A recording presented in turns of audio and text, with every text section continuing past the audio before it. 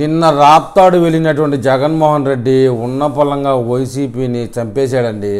వాస్తవంగా రాప్తాడు వెళ్ళినటువంటి జగన్మోహన్ రెడ్డి పోలీసుల విషయంలో చేసిన తప్పు ఏంటంటే పోలీసుల్ని బట్టలెప్పదీసి కొడతాను అని చెప్పడం వల్ల వైసీపీ పార్టీని చంపేసినట్టుగానే ప్రజలు భావిస్తూ ఉన్నారు. ఎందుకంటే ఇంతవరకు పోలీస్ వ్యవస్థ అయితే వైసీపీ పార్టీకే వంత పాడుతూ ఉంది.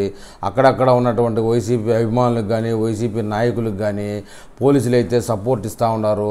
వైసీపీ పార్టీ మీద అంతో ఇంతో అభిమానంతో ఉన్న పోలీస్ వర్గాలు కూడా ఉన్న పొలంగా ఒక్కసారిగా ద్వేషాన్ని పెంచుకున్నాయి. ఆ కారణం చేత వచ్చే ఎన్నికల్లో కూడా జగన్మోహన్ రెడ్డి ముఖ్యమంత్రి అయ్యే ఛాన్స్ కోల్పోయినట్టేనే చెప్పాలి. వాస్తవానికి ఇది వైసీపీ కార్యకర్తలు లోపల బాధపడుతున్న బయటికి చెప్పుకోలేని విషయం. ఏంటంటే అధికారం కూటమికి ఉన్నప్పటికీ పోలీస్ స్టేషన్లో కానీ పోలీస్ వ్యవహారాల్లో కానీ వైసీపీదే పెద్ద చేయిగా ఉండేది. కానీ ఇవాళ నుంచి ఏ పోలీస్ స్టేషన్కి వెళ్ళినా వైసీపీ కార్యకర్త అన్నా వైసీపీ రౌడీ షీటర్ అన్నా వైసీపీ సానుభూతిపరుడన్నా కూడా పనులు అయ్యేలాగా చేయలేదు మన జగన్మోహన్ రెడ్డి. ఏ కానిస్టేబుల్ నుంచి పెద్ద స్థాయి పోలీసు వరకు కూడా వైసీపీ పార్టీ మీద ద్వేషం పెంచుకోవడం అయితే జరిగింది.